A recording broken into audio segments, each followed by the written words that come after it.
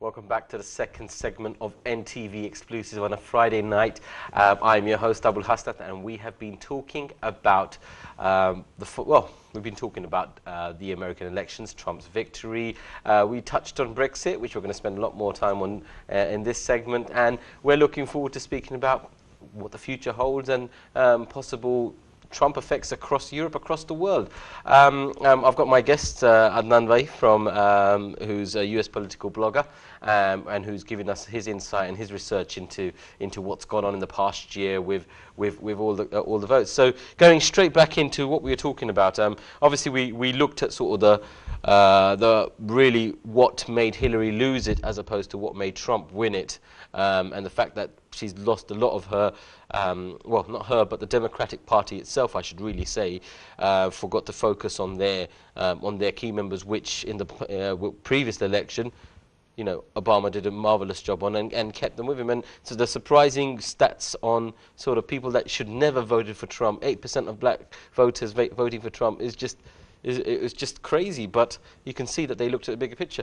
I mean, I probably want to quote a few lead speakers, a few known names, I should call them, that for the campaign that happened in the past year.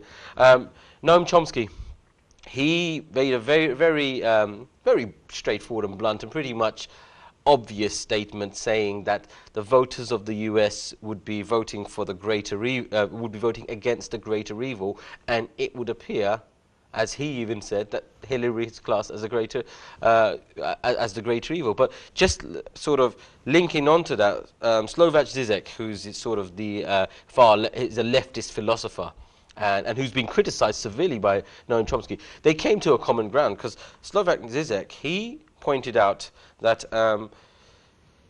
Trump's victory would be a shake-up to the system, a shake-up to the establishment. And Noam Chomsky actually commented on that to say that a shake-up to the system and a shake-up to the establishment is what the people of Germany wanted after World War I, just before they voted for their own shake-up in the shape and form of Hitler. Adolf Hitler was the one that spoke. And Donald Trump, it's almost, I don't want to call it a repeat of history because we're now in the 21st century. Mm-hmm.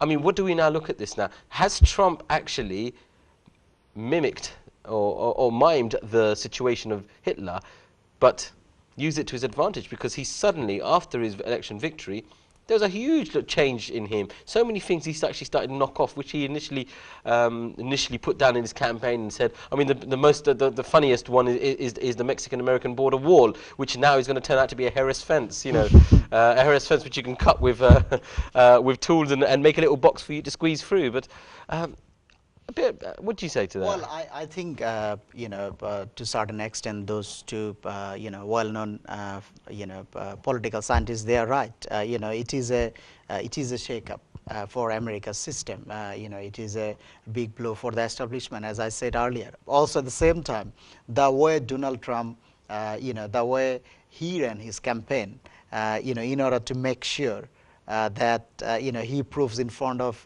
a greater audience. Each and every time he tried to prove that Hillary Clinton is odds. Hillary Clinton, he quoted in one of the debate, nasty woman.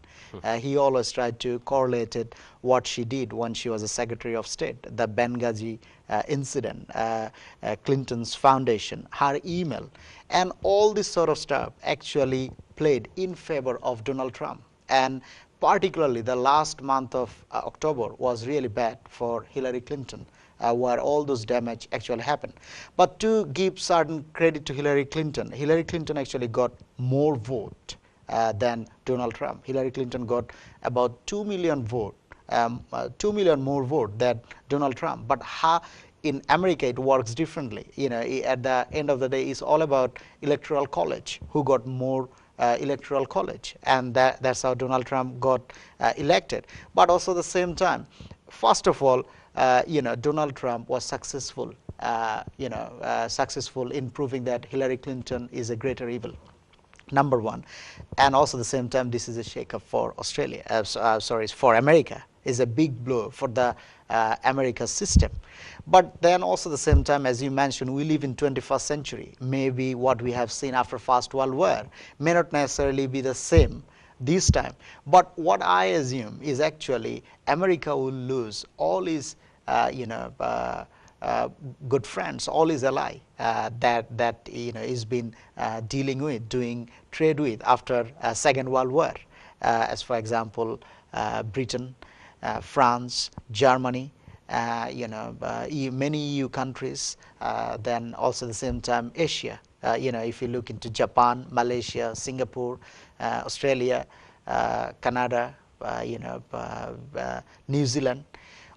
So America will lose a great deal of his own allies, but I do not necessarily think a third world war will happen because the way we see the things in 21st century, the politics has changed, the dimension has changed. However, the level of threat is definitely high. The change in the political system is definitely high. Hate crime has increased. There is a far right movement has already shake up the whole West. But things has changed for 21st century is so different. But you are absolutely right saying that those scientists, they were absolutely right saying that he was successful in proving that Hillary Clinton is a greater evil, number one, and second one is a big shakeup for America's system. But Donald Trump is a very unpredictable man. We never know what's going to happen before election. During debate and all major speeches, he said he will appoint a special prosecutor to look into Hillary Clinton's issue and to penalize Hillary Clinton. But now, once he got elected, he said no, he will not do that because he thinks they are good people. So he's a very unpredictable man. So we have to watch and see what he's going to do. Yeah, I mean, just to sort of wrap up on Donald Trump, that's probably where we can probably get some relief, I guess, in the sense that we looked at, we just compared him to Adolf Hitler and said, are we seeing a repeat of history? But then with Adolf Hitler, he obviously went on to deliver everything he sort of campaigned for. Whereas Donald Trump now, it would appear, if I've got the stats right, comparing to Hillary, on the things that Hillary mentioned during her campaign, it's probably roughly about 1/4 of it was false. And the other 3/4 she's delivering completely opposite for Donald Trump, where 75% of the things that he campaigned for, he's not going to deliver. So I mean, it's very interesting that we now look at it and think, well, actually, he's not another Adolf Hitler because he's not going to deliver now. So those things have changed. But let's now come across to specific, and let's focus on what we've got across the bottom of our screen, the title of this, because the far right rising as a result of Brexit and Trump. Now, we've covered Trump. We know the far right on his side. I mean, the fact that the KKK endorsed him as a president, that just tells us the far right there. But when we now look at Brexit and everything else, everything that's going on here in the UK, I mean, let's look at the most despised amongst, well, I would say amongst the Remainers, or the Ramonas as they're called now. Nigel Farage. I mean, he's building now a very special relationship with Trump.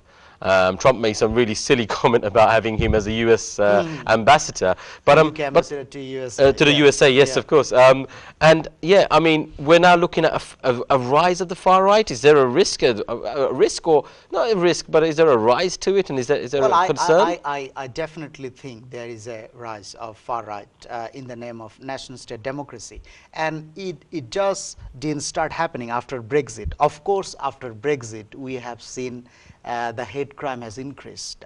We have seen the attack on immigrants. But the process didn't start now. It started so many years ago in Europe, in America, in rest of the world. But what happened actually? Those liberal politicians, they failed to recognize that. They failed to deal with this matter. They thought, things will change. Those people, they will never get elected. But see, in 2014 MEP election, Nigel Farage's team, Nigel Farage's party, they got highest number of MEP. If you look into across Europe, the rise of far right is quite prominent, is quite visible. So, there is definitely a risk of the rise of the far right. And I think the liberals, those politicians, they have to take certain blame in order to, fulfill the demand of the common people. So, and also at the same time, they thought things will be okay. Those people will never get elected. But they are actually controlling so many things at this moment. So definitely after Brexit, there was a, the hate crime actually increased. But also at the same time, it is very interesting what you mentioned about Nigel Farage. And I think this man is, is a very hypocritical man. And I tell you why. He owned the democracy from Brussels, but now he is selling it to America. You see, so this man, at the end of the day, he is looking after his own agenda. He is looking after his own interest. And he was MEP for so many years. He got paid from European Union. Now he said, okay, we got Brexit, we got independence. Now he's trying to make some sort of special relationship beyond the government. So I think it is a personal relationship between him and Donald Trump, because he helped Donald Trump during election campaign. He has good relationship with so many of Donald Trump's advisors. But I do not think this is a special relationship between UK and USA, because we should not forget that whenever we get a new US president, the first or second phone call they normally gives is actually British Prime Minister.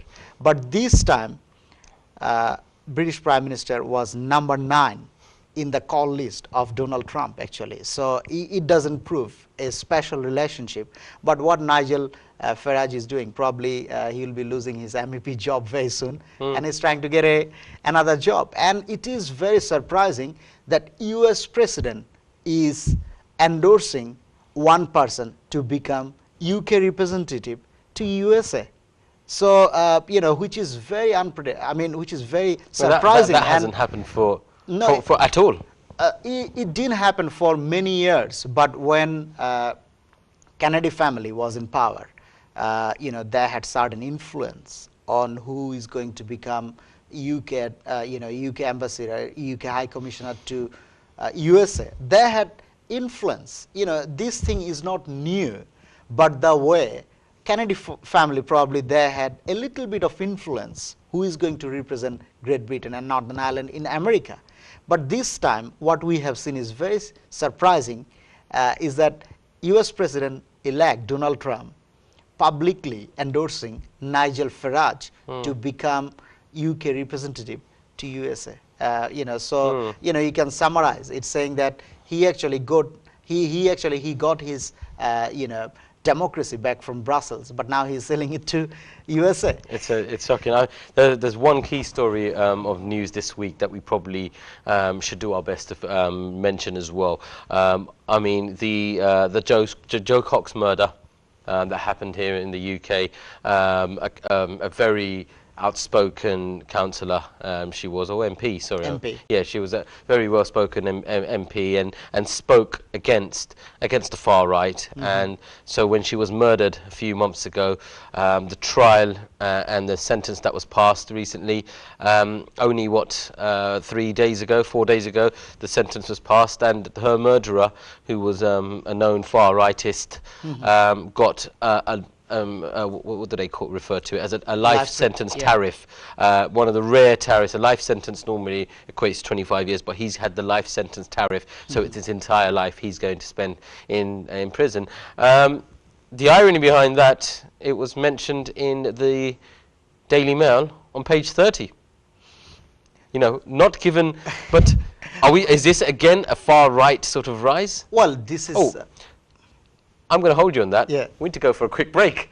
When we come back, we're still going to talk about Joe Cox, because it needs to be, and the fact that this is just suddenly being shoved down the line and put on the back burner. It's the last thing we want. We want to talk about the far right and what's going on with them. So don't go away. I'll catch you in the third segment very shortly.